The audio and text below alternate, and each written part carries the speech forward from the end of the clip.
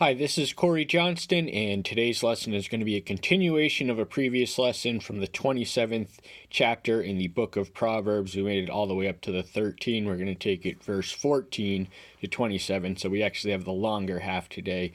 Before we do that, we're going to do what we usually do, which is review the previous material covered in the previous lesson, and the theme which predominates the first half of the 27th chapter leading up to the second half, what we'll be covering today, is relation. It's relational, and I'll explain why for each one. Verse 2, let another man praise you in not your own mouth, a stranger and not your own lips. So if you're in a room of people and you're trying to win that room to your affection or adulation or anything else, you cannot put yourself and say, look at me, I'm all these things, I do all this. It's better to have someone else do it for you, because if you're just a self-exalting braggart, no one's going to take you seriously. So there is a more economical way to receive that which you seek. If you seek to be praised by others, you must have others do the praising for you. If you seek it yourself, you're going to lose it. Verse 5, open reproof is better than hidden love. Verse 6, the wounds of a friend are true, but the kisses of an enemy are profuse. So open reproof just means correction. It can mean discipline or just correction, and this is what divides the wise from the fools, as is consistently communicated throughout Proverbs, is that the wise will embrace correction and discipline for its remedial and educational value, where the fool will despise it and discard it. But that's what a friend exists for, and if you hidden love it's not going to be useful to anyone. So reproof is tough love, not always, but it should be motivated by love. But if you're hiding the love from someone, sometimes you have to show them by reproofing them openly. But if you love someone, it helps to periodically say out loud to that person that you do love them. The wounds of a friend are true, but the kisses of an enemy are profuse. So friends may hurt you, they may sting you, but that is all part of friendship. That is how we are to be properly related from friend to friend. And the words are true, so the wounds sting, and because they speak to you in truth, honestly and openly, that just means you have to grow with the truth, because it's out in the open now. But kisses from an enemy, that is a deceitful motion, because kisses are reserved for friends in the ancient world. And the most palpable New Testament example is this reminds us of how Judas Iscariot betrayed his master and our master in the Garden of Gethsemane. Verse 8, like a bird that wanders from its nest, so is a man who wanders from his place. So home, man is to be related to his home by staying close and connected. Fossil. Excuse me. Sorry about that. But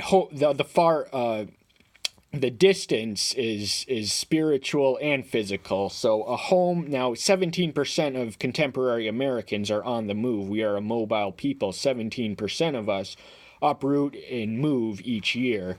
But the ancients were more stationary people.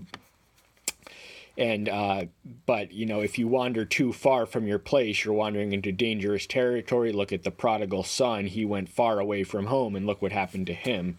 And then he wound up right back where he was. Luke 15. Do not forsake your own friend or your father's friend, and do not go into your brother's house in the day of your calamity. Better is a neighbor nearby than a brother far away. So there's 3 clauses to break down, the first of which reads, do not forsake your own friend or your father's friend. Our family friends are ours by connections. Our father's friends, the one we all grew up with them, and we shouldn't forsake them. We should keep them, our friends, and this is in as much as we would our own friends. So our father's friends are by connection ours. And in the day of calamity, in the day of emergency, in the day of disaster, it is better to have a neighbor nearby than a brother who is far away. And don't trouble your brother in such a situation. don't, but it's if you can just go next door, and that is the meaning of neighborly love and brotherly love between neighbors. That is how we are to be related as neighbors. Now marks the beginning of the lesson itself, verse 14. He who greets his friend loudly early in the morning shall have it reckoned to him as a curse. So greeting a friend early, other translations, that is blessing, the word greet. So therein we learn that a blessing become a curse. He who wakes up first thing in the morning. There are bounds and barriers which must exist between neighbors. We still have our privacy and have to have our space, which is sacred. So if you are a neighbor who wakes up your friend early in the morning by singing his hosannas, that's a curse, and it's going to curse your friendship, not only your friend, it's not going to uplift him or improve him or anything. But this is by implicit connection one who just praises and flatters a neighbor all day, but it becomes annoying, and then that's when you got to get, establish some distance between you and him or her. Drops that never cease on a very rainy day and a contentious woman are alike. So our most familiar, this concept is most familiarly expressed in Proverbs such as, it is better to dwell in the desert or the corner of a roof than in a lovely home with a contentious woman. And a contentious woman is argumentative. They are seeking commotion and conflict because they live for the thrill. They are drama junkies, and they are likened to drops that never cease, those annoying little trinklets that fall from the roof on a rainy, on any day that, no plumbing can fit. That is what it is like to live in a woman, with a woman in the home. And if that part of your house bothers you that much, how much more so, potentially, could the woman you have to live with? Whoever represses her represses the wind, and his right hand encounters oil. So there are risks and consequences for trying to repress such a woman. This is connected to the antecedent verse. The her is the contentious woman. So don't even try it. You're as likely to repress the wind as you are to change such a one who is habitually and characteristically contentious by character. And oil is just, it means a lot of things to the ancients. It is olive oil, so it was food. It was also anointing and ceremonies. King David and Solomon and all the other kings were anointed with oil. Verse 17 is perhaps the most famous one of this chapter, with the possible exception of the first verse, that is. Iron is sharpened by iron, and a man sharpens the countenance of his friend. So the physical process through which iron is sharpened comes from more of the same. It comes from iron. And friends, as we exist and correlate, that is what our practical function is to be. We are to refine ourselves and make ourselves sharper for having been in that presence. Sharpening physically can cut, and sharp physically you can wield the sword of the Spirit. Ephesians 6:17. But this really explains the dynamics, the intended dynamics that is to exist in ideal friendship. We are to improve each other and enrich each other's lives, and we are to make that life a blessing because we are in it, a blessing for ourselves because they are in it. And part of this has to come from the reproof and correction and the honest criticism, of which we elaborated on more fully earlier. He who tends the fig trees eats its fruit, and he who keeps his master is esteemed. He who guards his master is esteemed. So if you own a fruit tree, by law of property, by law of custom, and by law of nature, you are entitled to eat its fruit.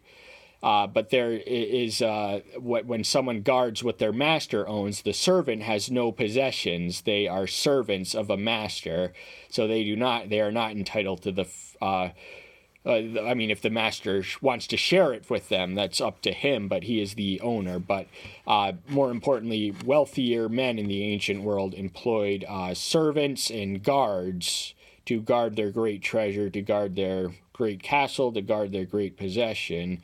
and such a one who faithfully and obediently served his master would, of course, be esteemed by both the master and the servants. As in water face to face, so a man's heart to heart.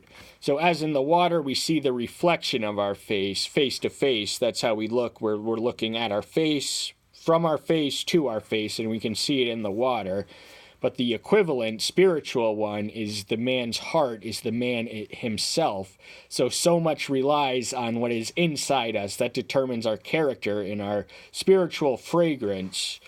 And it can be reflected now. Who a person really is not reflected in what they look, but what they think and how they do. And that is all motivated and initiated by what comes from the heart. The heart is the center of man's emotion, volition, and will. So much revolves around the heart, and characteristically, or if we're in the mindset of building our character, you know what, I'm not going to continue that thought.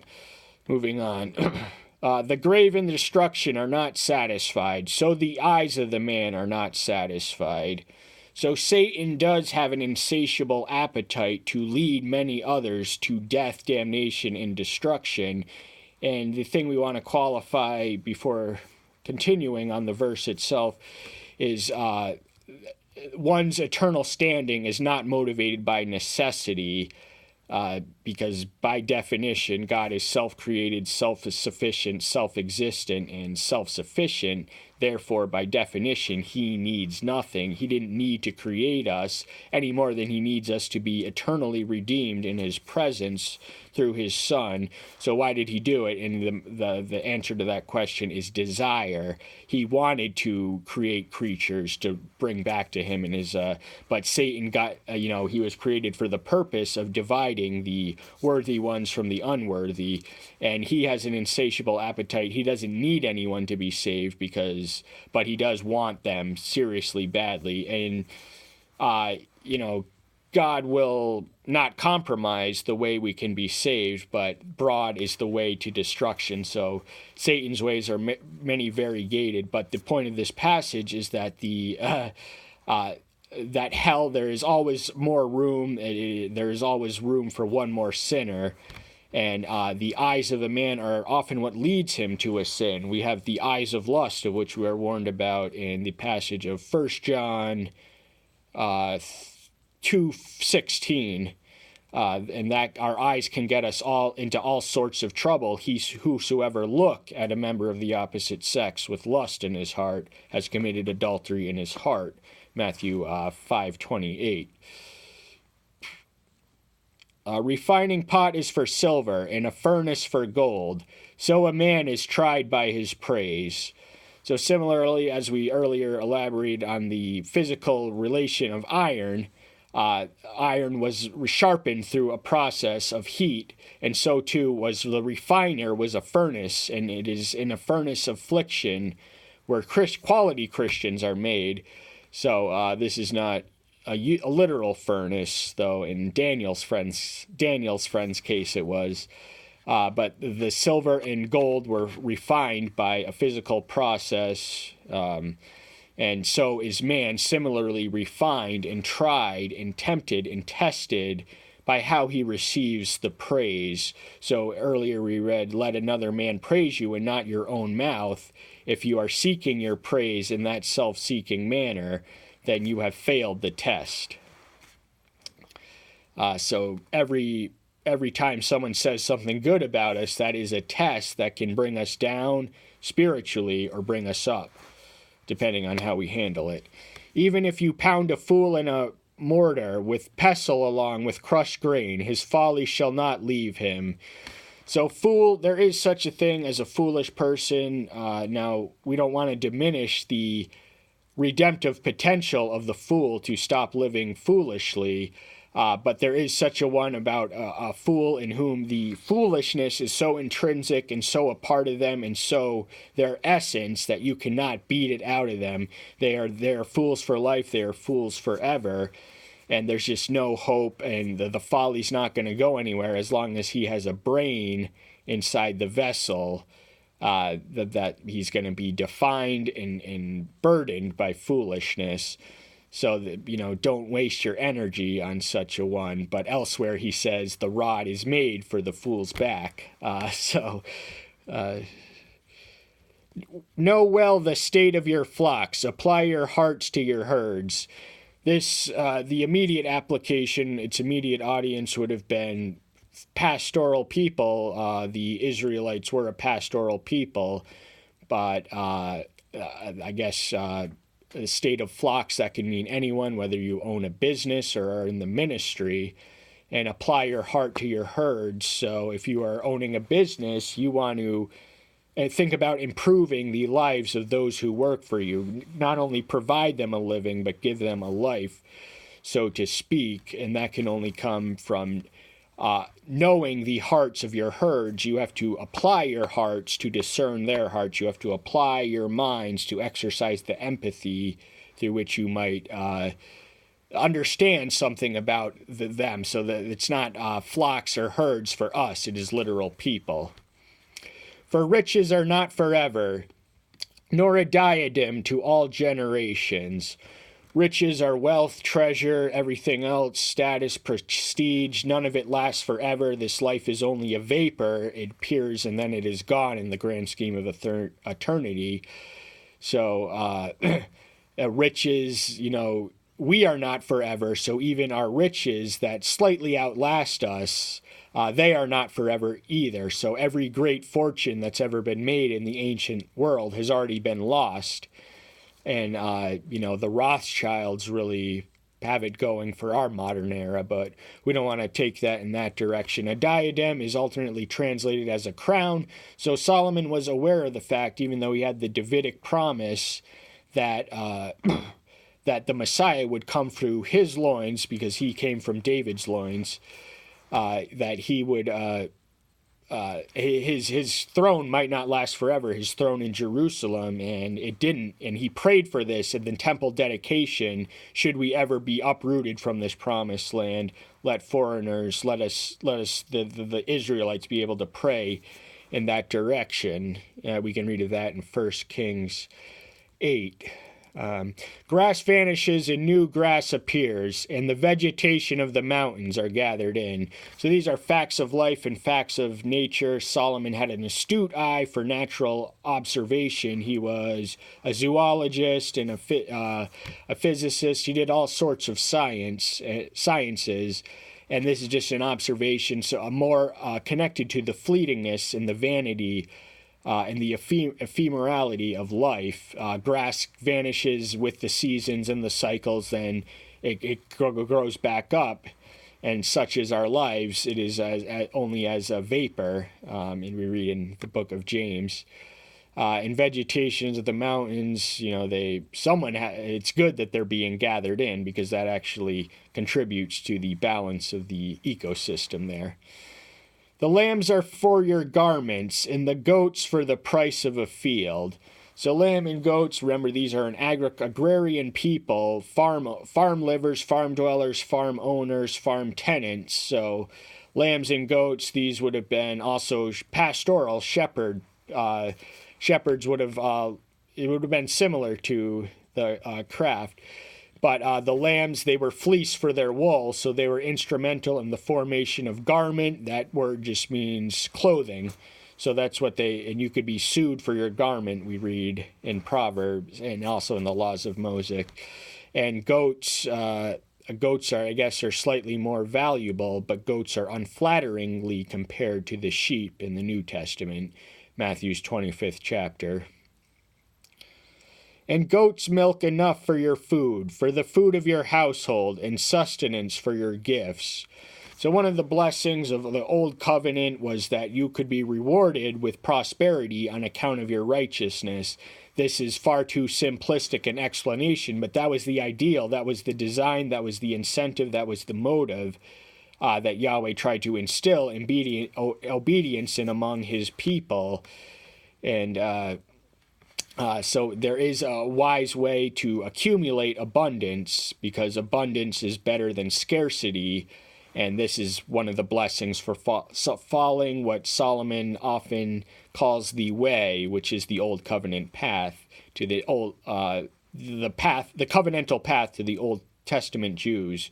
But to us new Christians, it is the way, the straight and narrow way to salvation. So I hope that's the reason you're here. That's all the time we have for today. Thank you so much. I'm so glad to see you. Take care until next time. I'll see you then. Bye-bye.